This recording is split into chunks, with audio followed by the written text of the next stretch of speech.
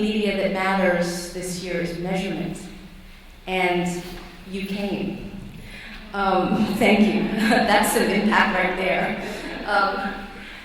Measurement sort of makes you go like this a little bit. But you know how about 5 years ago or so, we were talking about the people formerly known as the audience?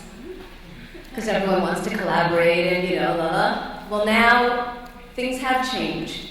You are the data formerly known as people.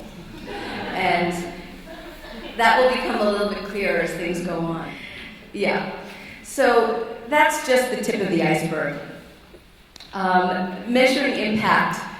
I'm going to have to read some of this. There's no way I'm not going to be able to do this. Okay, measuring impact really means measuring changes in perception, behavior, policy, creativity, really the scope of social change.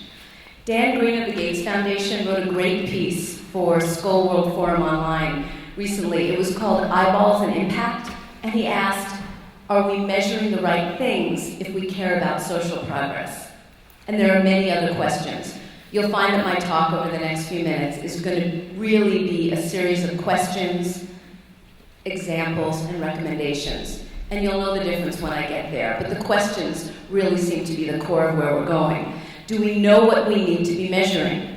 Do we understand the implications of the data we create?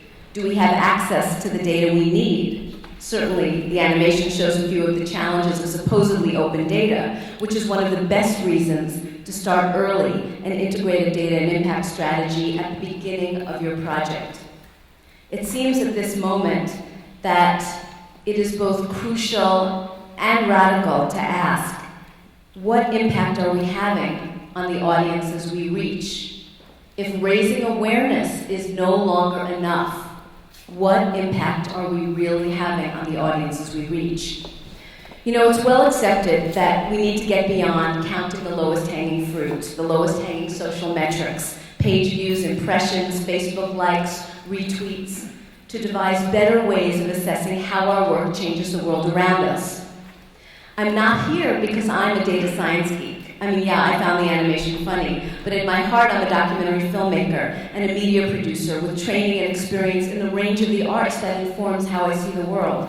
Classical music, experimental theater, modern dance, writing, and I love dogs and walks on the beach. And yes, I also co-founded Sparkwise, the open data platform. Last year, while we were building and launching the beta, with deep thanks, as Pat mentioned, to MacArthur, Gates, Ford, Fledgling, and Wincote Foundations, my storytelling self, my storytelling soul learned all about Python, XML, JSON, interaction design, widgets, comparative analytics.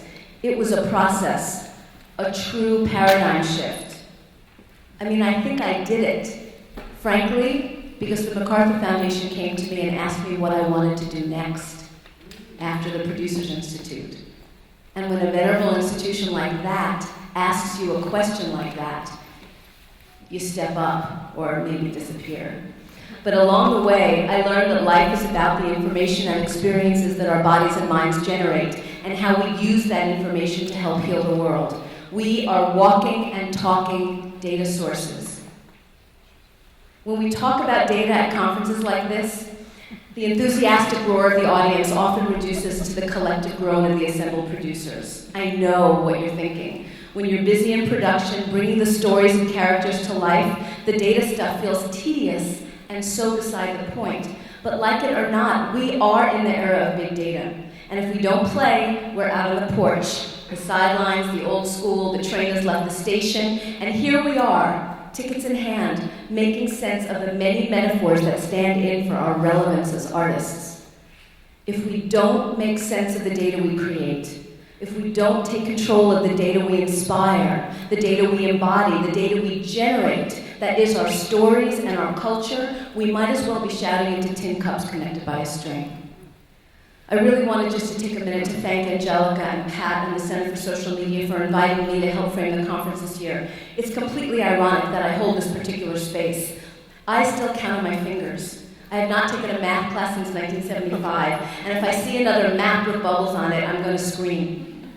I'm here because I'm a filmmaker and cultural activist with a big mouth who has a deep need to be needed. And so I figured I better get good at translating innovation for the artists that I respect most. I'm here because I do believe deeply in the power of stories and data to disrupt how we think, impact how we act, and intervene in the status quo. And yes, change the world. I am here to shake things up just a little bit. And I'm going to start taking a couple of steps back. In my past life, as a waitress at Chez Panisse, I was the quintessential data-informed storyteller. My audience demanded stories.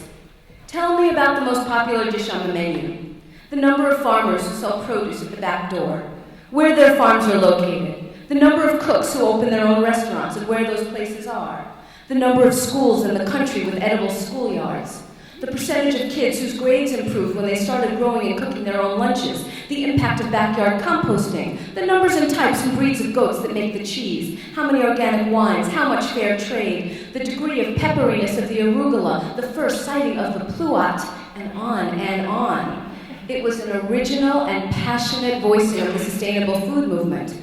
But it was also an exchange, a full-on two-way conversation between me and my section. Because I had work to do and 7 other tables to serve, including the Dalai Lama and Bill Clinton, thinking back, my responses were like tweets. Only the dudes who created Twitter hadn't been born yet. For real, Berklandia predated Portlandia by decades. The cool thing was that the restaurant, Chez Panisse in particular, and many restaurants around the country, was a delicious and interactive experience, which supported data that enriched the stories, which raised awareness, which fed the campaigns, and inspired a public which encouraged massive personal behavior shifts, which will hopefully help slow the destruction of the planet. Check it out. Rich white people eating organic food doesn't seem to matter if we can't figure things out, like how to keep children safe in elementary school, and the scourge of global poverty, and the trafficking and exploitation and murder of women and girls, but we must try. And each effort matters. Conviction and intention matter. Stories matter. Your stories matter. Stories incent and inspire the movements that spark the change. The stories, too, are data. I understand the core resistance that filmmakers have to data. It goes deeper than numbers or math anxiety. It's another thing to do that feels beside the point, to raise money in support of, to think about, to be responsible for, besides shooting and editing and distributing and promoting the movie. I get it, it's tough. You want to make feature films, and audiences, activists, and people with money are asking you about 3-minute viral videos, apps, websites, installations, marketing campaigns, and interactive story worlds. Oh my God, how do you stay true to your practice as an artist in all this flux? How do you go from telling the stories of poverty, exploitation, and human rights abuses to exposing hidden and desperately needed solutions? How do we go from exposing injustice to providing the pathways for justice?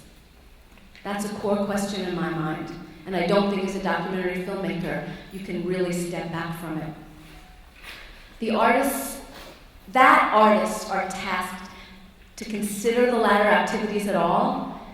It's actually part of what defines storytelling in the age of data, because the age of data is also the age of participation, the age of the people formerly known as the audience, the age of circumventing gatekeepers to speak directly to your friends, fans, and followers. You know you're all doing it.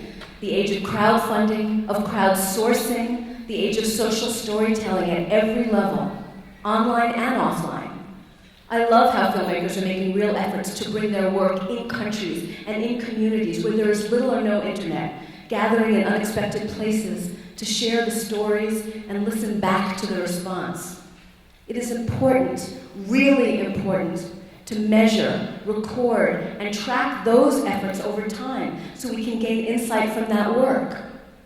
We know now that not to enable others to evangelize our work, share the work, buy the work, be inspired by the work, and take it somehow from the seats to the streets is a recipe for irrelevance, for not having play in the conversations where our stories must matter and where they're needed most. When you think about what data to measure, it's very overwhelming. Over time, we must ask, how many screenings and where? How many people and who? How many comments? How many donations to the cause and when? How many new members? How many volunteers? How many shifts in perception and what kind and what triggered them? How many decisions to change course and what did they mean? How many failures and what did we learn? How many lives changed and under what circumstances? And how do we even know what questions to ask? Telling the story of the impact of your story is part of this conversation that needs some attention. The business world has been very, very busy figuring out what data to track, developing expensive tools to track it so they can turn people into customers and sell them more stuff. Data drives successful businesses, period. But how do artists and nonprofits become more data-informed when there are no established shared indicators for how to measure the impact of public media? I'm going to ask that question one more time. How do artists and nonprofits become more data-informed when there are no established shared indicators for how to measure the impact of public media? The Grameen Foundation has made strides in poverty alleviation. One reason because they developed the PPI, the Pro-Poverty Index, to help pro-poor organizations know what to measure so they could know when their people were actually moving out of poverty or not, when they were becoming customers and why, and what they could learn from the data, and so they could learn from the data and replicate it and take it to scale. Yes, we need to turn audiences into customers for our films, but how do we also turn them into change makers? How do we know when we do? There are tools now, and I'm sure we'll hear a lot about them today, but realistically, there may never be a top 10 list of what to measure and how to know exactly. And I think you should be happy about that. We should be happy about that. Because then we get to think of it as an opportunity to lead and innovate. Think about it. When you pitch your project to funders, you bring this conversation to the table. Let them know what success will look like for you. Hear about what it looks like for them. Talk about the importance of your film in those conversations and the opportunities in front of you. Foundations are doing a lot of work in impact and evaluation right now. They're trying to figure out, are there standard metrics? Because the reality is that they fund films because they want movement on the issues. They want to solve pressing social problems. They care about a better world and really helping communities raise themselves up, and they see the connections. That's why we love them. We fund American Promise because we want to end the Black achievement gap and create a world without racial bias. We fund the Waiting Room because we want healthcare reform and a national conversation that reflects the voices of the people. We fund the Invisible War because soldiers need to be stopped being raped by other soldiers. Here's a recommendation. Talk about impact with your funders and your public at the beginning of your project. It will instill trust that you are thinking about the change, understand the landscape, and are working towards some shared goals. Whether it's art, journalism, educational content, an advocacy campaign, if it's a documentary, a website, an app, a series. If you let your stakeholders and audiences help you understand the difference you want to make, you will be free to make the project you want to make in the way you want to make it. It doesn't work the other way, the way you think. If you think by opening up to your funders and asking them the change they want to see at the beginning, that you're going to be hog-tied to a certain direction, it's not true. When they see you're on the same page, they will back up and let you make the art that needs to happen. And once you start talking about the impact you want to have aspirationally and how you will track and share your data strategically, new ideas for how to open up your story beyond the screen will bubble up naturally. Then you can explore those possibilities as a core part of the narrative and not as ancillary marketing extras to get people to click on meaningless icons after the fact. If we think deeply about how we tell our stories, we create rituals around them, and that is what is remembered. So looking further, we must ask again, what impact are we really having on the audiences we reach? Tackling these urgent questions requires radically new models of dynamic collaboration that facilitate powerful and contextual storytelling. Any meaningful impact metrics on these projects will come from both the artist and the activist, the filmmaker and the NGO partner, the creative and the brand. We must understand this moment and this opportunity to leverage the new platforms for co-creating innovation and open sourcing social change, or just build what we need ourselves. We, this collective room, are artists. We may not be good at data yet, but we are good at telling stories and making things that move people. Our future capacity to action the data all around us, and I'm talking about both numbers and stories, will depend on our ability to combine the metrics with compelling and coherent narratives and ritualize the communication. We know our stories must live anywhere the audience lives. How those stories get told, the structures that hold both the medium and the message, the relationships that rise up from the telling of the stories, they are as meaningful as the stories themselves. You know, the rise of marketing analytics, it has resulted in information that has previously not been available to an artistic industry rooted in creativity, not numbers. But how much customer data is too much? I mean, for you, any customer data may be too much. For me, sometimes I don't want to know the numbers. But you start to think, what if creatives overanalyze the data and lose the art of compelling storytelling? Will dashboards, like some of the ones you're seeing in front of you, push aside storyboards? Hell no, that's not going to happen, no chance. There's no need to worry about that. Data, like technology, can facilitate creative discovery and originality. Just look at the work of people like the Google Creative Lab folks, the investigative data journalists at CIR who comb open data sets to find breaking news that's been shrouded in secrecy, the fellows at places like iBeam and Gray Area for the Arts that are inspired by art, algorithms, and human rights. The activists around the world are writing the code that is the soul of the new machines. Filmmakers, the pressure is on. Data and impact go hand in hand. It's everywhere. On January 24th, not that long ago, PopTech published their made-to-measure web edition called The New Science of Impact. It's worth reading. Andrew Zoli's article on the mismeasurement of impact gave me pause. He talks about, and I quote, data scientists and information economists in particular are beginning to pair with social innovators to understand the dynamics of interventions, separating what works from what doesn't. How often has some version of this story happened, where a group of young, eager innovators comes together to develop a promising approach to some wicked problem? Maybe it's an area like climate change or poverty alleviation, food security, off-grid energy, the subjects of your films. With a mix of design and engineering prowess and good intentions, they develop a prototype of something, a new website, an app, something. It wins them breathless media attention, speaking engagements. The pilot shows promise. They get market improvement on their new prototype. Things are moving ahead. More capital is raised. The intervention moves out of the pilot phase and is rolled out into a community. The press is breathless, hopes are high, and then nothing changes. The new social innovation barely makes a dent in the problem, which appears more pernicious than ever.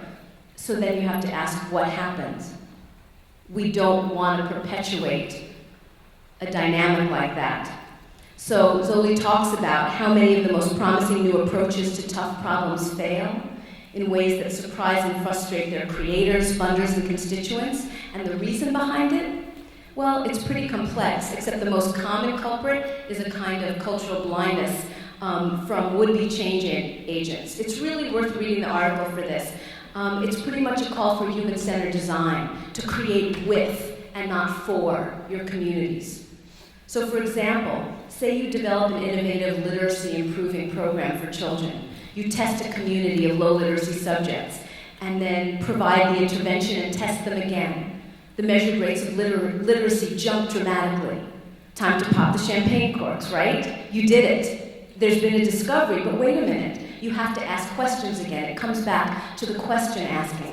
What exactly did the rates of literacy improve? Why did they improve? Was it your program, or was it a natural byproduct of the maturation of the subjects? Or was it a practice effect of the test? After all, we do tend to do better on tasks we've tried before. It might be the case that the subjects simply got better because they'd seen this kind of test before. So after running through every kind of mistake that can and is often made, it seems time for artists to just walk away from the whole thing. Leave it to the NGOs to figure it out. We are storytellers. The change people will figure that out. I think that's a bad idea. Zoli notes that social science and fields like medical research, like big business, are replete with tools for designing effective impact measurements.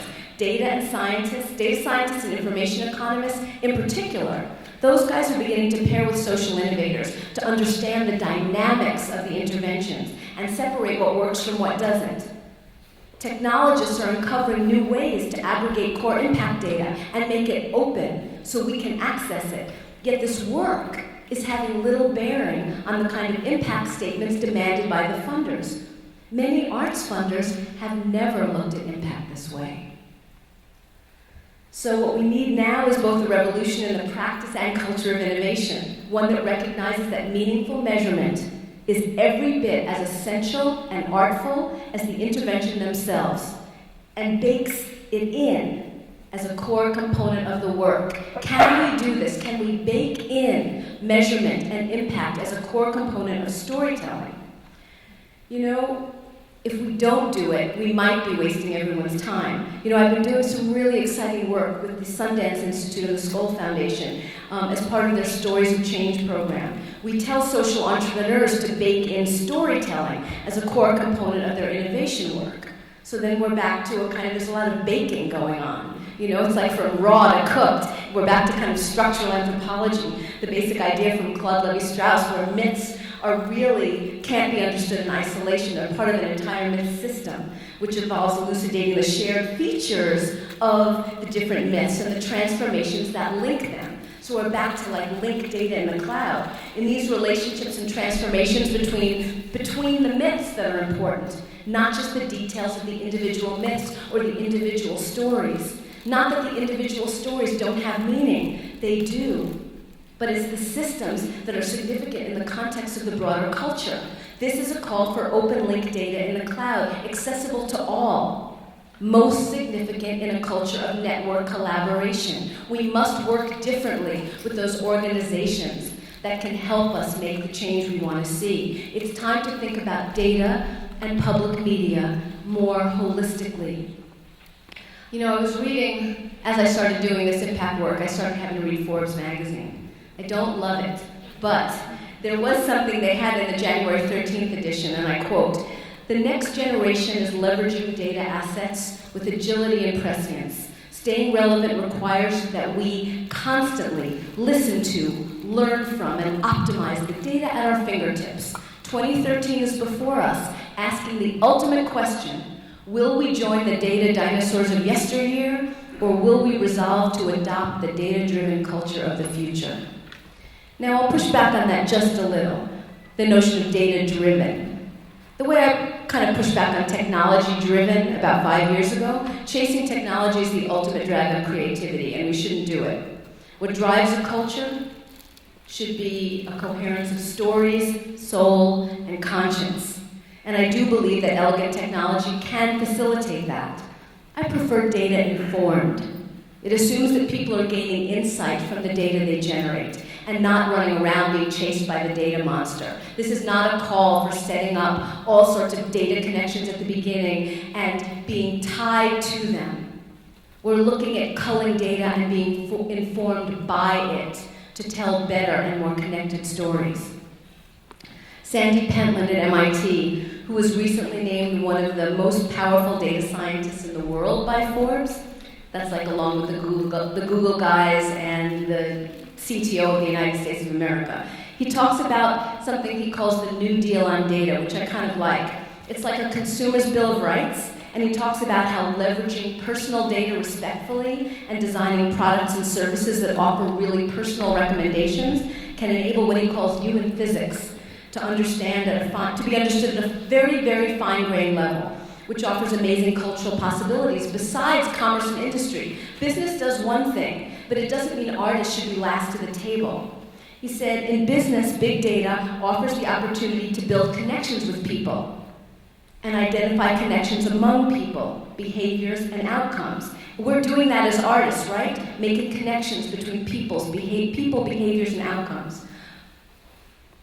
But if we're doing that, we should never forget to be transparent with the customers on what information is collected and offer options for how any such data are used. He says that giving customers a sense of control and ownership in exchange for what they've shared will go a long way in building trust, like what Facebook doesn't do for us, right? So now, if we think about this for a minute in a different context, giving artists, subjects, and audiences a sense of control and ownership in exchange for what they've shared will go a long way in building trust.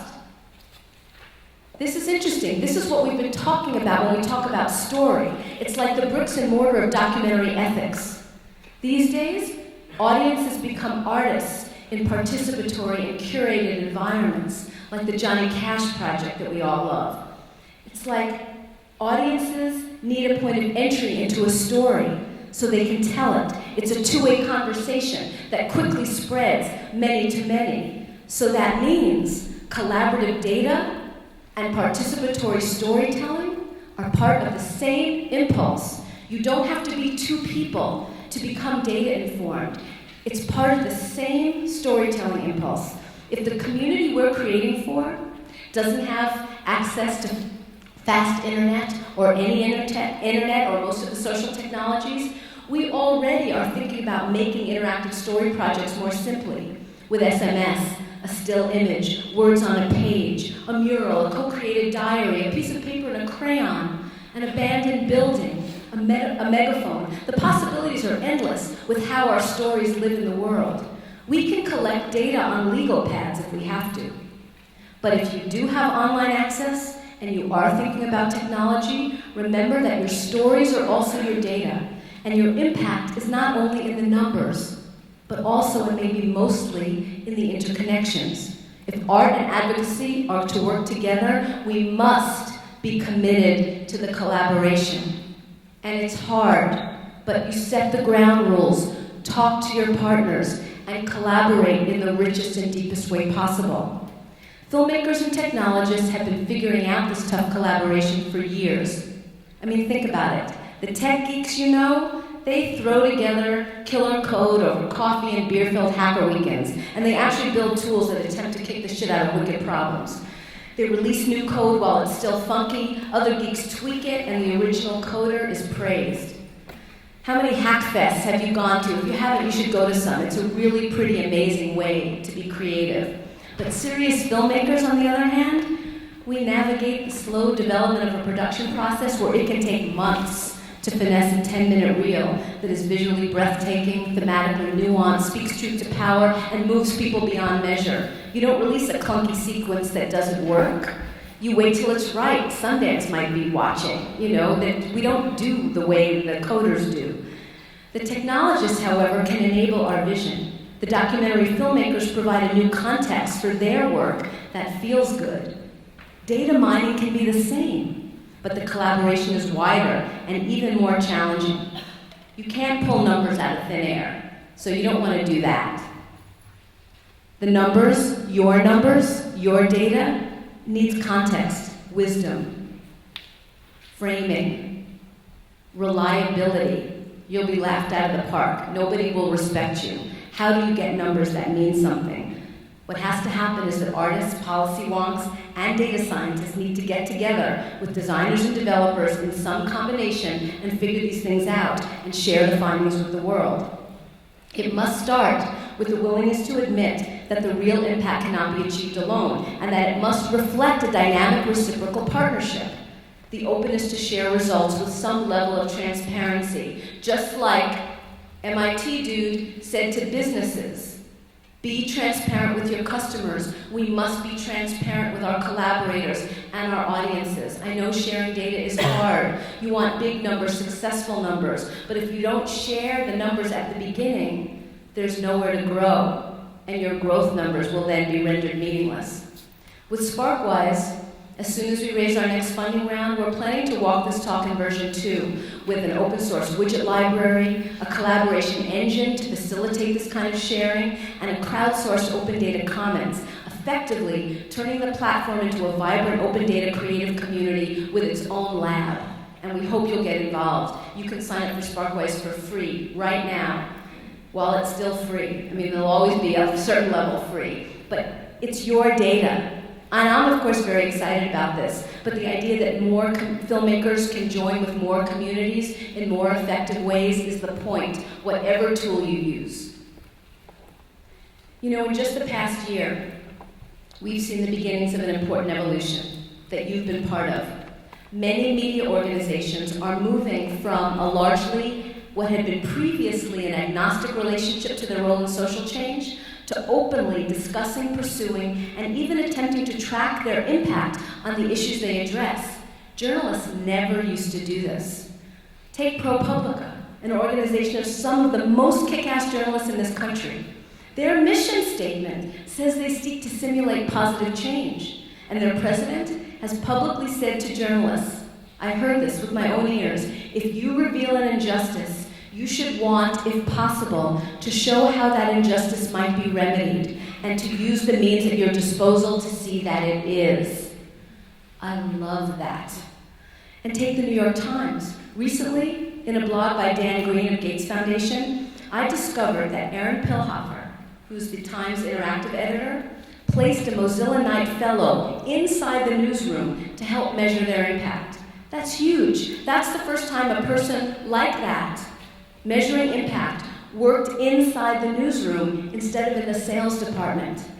Your data is not just about marketing. Even the venerable ITVS, an organization I work with and love, recently moved interactive into programming. That's where your data lives, in your stories. What Pilhofer at the time said, and I think there's a lot that resonates for this community, the benchmarks we use now are so ill-suited. They are the simplistic, one-dimensional metrics we all know. Page views, time on site, uniques. We use them largely because they're there and because they're easy, even though we all know they're a lousy way to measure impact. The metrics newsrooms have traditionally used tended to be fairly imprecise. Did a law change? Did a bad guy go to jail? Were dangers revealed? Were lives saved? Or least significant of all, did it win an award? The problem now is figuring out which data to pay attention to and which to ignore. It will change project by project for you right now. Some of the work that's being done by some of the biggest foundations in the world have come to certain basic realizations that there may never be any just standardized metrics for our field. It may be thematically driven, project by project. The idea that we are closer to finding the right metrics for news, that's exciting. Ideally, a newsroom or public media enterprise would have an integrated database connected to stories that had both quantitative and qualitative indicators of impact, notes on what happened after the story was published or the film was released, and automatically collected analytics, comments, links, social media trending, and other indicators. It's why we built SparkWise. With that sort of extensive data set, we are closer to being able to figure out not only what the story or film did, but how best to evaluate it. And like almost every newsroom, every public media producer should have some sort of content analytics, and qualitative effects can be tracked, even with just notes in a spreadsheet. XLS files that come out of Excel can be visualized dynamically and easily now with a range of tools. So there are ways to share your impact with your audience and let the story unravel around this data in seamless ways that are actually impulsed by the narrative. You know, in a very smart post from last year on metrics and civic impact, Ethan Zuckerman wrote that measuring how many people read a story is something any web administrator should be able to do.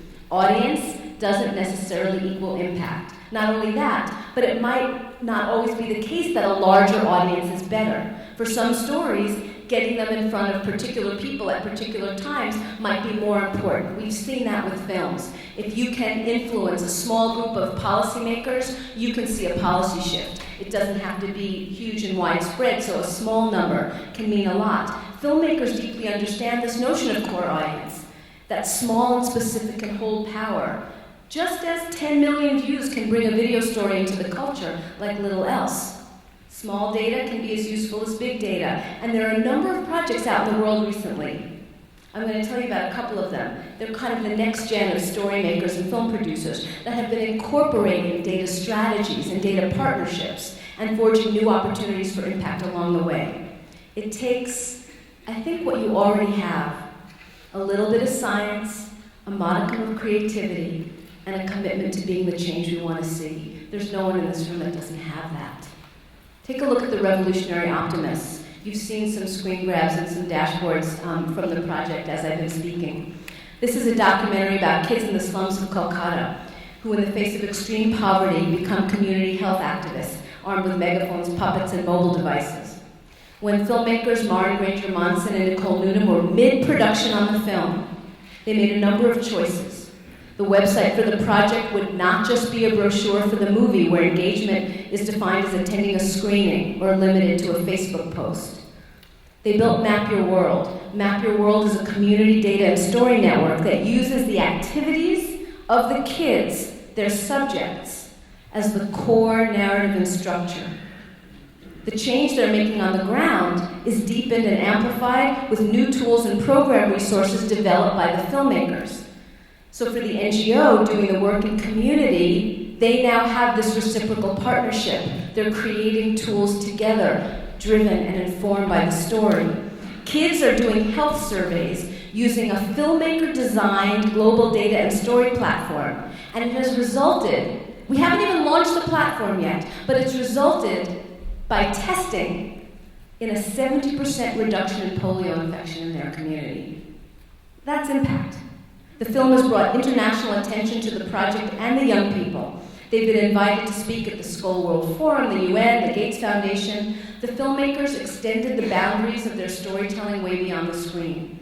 The impact of this project must be mined, tracked, and reported in a coherent data story that integrates the film metrics, the NGO data, and the environmental impact. The kids are also doing work on drinkable water sources and garbage collection. So ultimately, this is a story that is a call for open relationships between filmmakers and partners. Data sharing and data privacy must be reckoned with, but open data for social good needs to be a shared goal. And along with this project, yes, I know you're thinking there are costs that are involved. But with that, there are also funding opportunities that let you know that when you're going for funding just to make your film, even if they're not funding it, those foundations want to hear the story of your impact strategy and your engagement strategy. You won't get funding for your film without it. And so if you start to think deeply about the impact your film will have, both qualitatively and quantitatively, in partnership, in collaboration, in the world, those new opportunities will open. Another project with a very compelling relationship to data and impact is the film When I Walk. By Jason De Silva, and it's a remarkable story that just screened at Sundance of his dealing with multiple sclerosis. Wanting to have an impact beyond his own narrative, he set out about building Access Map, which is a browser extension and mobile app that gives New Yorkers, and hopefully soon cities around the world, real information on accessibility, stories from wheelchair users, accessibility reviews of businesses, and an augmented reality layer. So it allows folks in wheelchairs or able-bodied people to hold up their phones wherever they are and see truly accessible restaurants, places of business in their neighborhood. This app is story-driven, data-informed, and launched with the film. And it's mining the data of a local community and will be making it available for other communities to build out their own local apps. This is giving back into the communities where you're taking the stories from. It's really, when you engage in this kind of work, you'll find that the data starts informing your community, empowering your community in ways that you never thought your film would be able to, and in ways that you've never been able to track before. We have ways to go in our field in terms of measurement, impact, and accountability. Agreement on strategies for defining indicators of impact, that's big. Engagement campaigns that truly engage, also big. When it comes time for your next grant applications, a campaign without a data strategy is like the sound of the tree falling in that proverbial empty forest. Data strategy with your engagement strategy. You know, Hugh Hart recently wrote a piece for Fast Company, Co-Create. If you don't read Co-Create, it's very cool. There's some really, really cool content there. And he wrote recently about how documentaries galvanize causes online and go beyond the confines of the theater by creating these do something about it campaigns. And I looked at some of those, and there were some great ideas there. How to Survive a Plague has a fantastic Learn, Fight, Love campaign, things that people can really do that are actually modeled on what ACT UP was doing back in the day. The movie Bully has a Think Local campaign, and they outline an 8-point plan that includes a pledge for school principals to discourage bullies. Detropia has a kind of a beautiful plan, that action plan that links to soup kitchens and rappers and salons, things that are coming out of the story that can actually help movement and community. But the problem is that there's zero data available, except for maybe Twitter and Facebook widgets. It says get involved, but the campaign is an empty hole. For all we know, these could be well-meaning but dead pages on those film sites taking up space on the internet, or there could be real change happening, and we'd never know about or be able to be inspired by until the case study was published a year ago. Your data should be live. Your data should be actionable. Data inspires movements as stories do. When you see the meter moving on a fundraising campaign, it's the kind of why Kickstarter's been so impactful, because we're engaged with the data as it's being collected. We are the data. You are the data. We want to be part of an engine that's moving, and sharing live data as part of your story will engage your audience. It's beyond fundraising. It's about deep social change. Ultimately, I'll say one last time because I'm getting to the end, I'm making a call for integrating data into the project of storytelling on all levels. Yes, counting clicks can sometimes be important if the clicks are connected to something meaningful. Data storytelling doesn't mean charts and graphs and tables and widgets on your screen. It could, but it doesn't necessarily mean that. It means realizing that for us, here in the US especially, the web is open and semantic. And narrative content must be available for search and taken into account when assessing impact. It means the output of our stories creates a loop of cultural exchange. Taking responsibility for curating and sharing the stories and the data of your subjects and your audience, it actually can be as profoundly transformative. And those metrics can have meaning when trying to assess the activities that hit the culture with the force of change. We don't know what's making change unless you share that. Tell that story back. It's now part of your communication loop. You know, as you travel through the conference today, talk to Paco and Pam about how they think about measurement. You'll hear about it from the stage. I mean, their last project, Juanito, and their new project, Disruption, have a groundbreaking relationship to data. Check out BizViz in the App Store. It's a corporate accountability mobile app that visualizes data about the brands we buy. And it was created by a filmmaker, Brad Lichtenstein, the director of the PBS doc, Here Goes Janesville. They hit 11,000 downloads in the equivalent of what would be their opening weekend. In the fire hose of the App Store, that's traction for a public media app. And there are other storytellers who don't make films, but who leverage data and stories for tremendous results. These are great potential partners. People like Digital Democracy in New York. They've recently enabled residents of the Peruvian Amazon to document the effects of mining and oil drilling by creating a mobile toolkit they can use to collect and share data. These open data tools can be grabbed and skinned. They're open. If you see a model of a data tool or a story tool that's open source, that's out there, you can talk to the creator and create a skin for it that reflects the stories and the communities you're telling. Not enough people are doing that right now. Look at the work that Witness is doing, one of the best organizations known to humankind. In partnership with the Guardian Project, they're helping journalists in newsrooms and could-be filmmakers authenticate the deluge of photos and videos emerging from human rights and news events with a new app that automatically stamps the content with identifying information, including the location, where it was taken. This is data and storytelling on steroids. They're creating a living data story archive on the fly that is our global culture. This information can be mined for innovation. It can be mined to help serve those at risk. And it exists. It's out there in the world. All we have to do is go to it and bring our stories. All this, is the next wave of the new documentary movement.